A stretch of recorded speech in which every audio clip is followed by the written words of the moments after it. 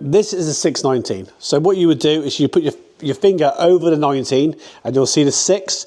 You times that by 2 and that will give you 12 inches. So that gives you a 12-inch fan at the perfect distance away from the wall. So obviously, if you are, the recommended say distance is 12 inches away from the wall, that will give you a 12-inch fan across that surface. Obviously, if you're too close, that fan is going to be smaller. If you're too far away, then that fan is always going to be absolutely massive.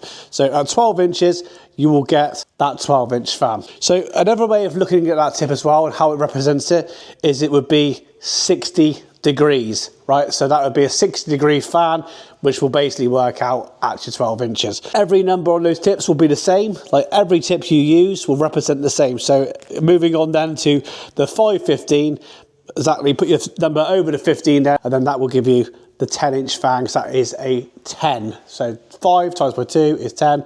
That is going to give you, at the 12 inches, your perfect spread, 10 inches onto the surface. And moving on to the 310, again, 310, 6-inch fan, 10 orifice.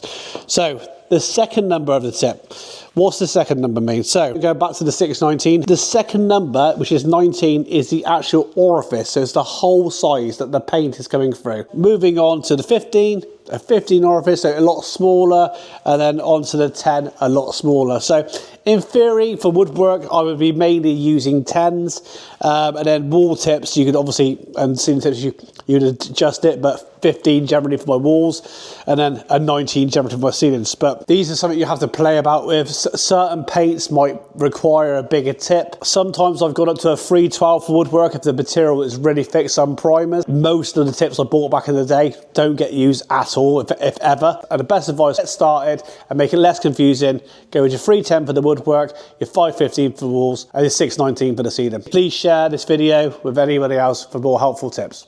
Cheers, guys.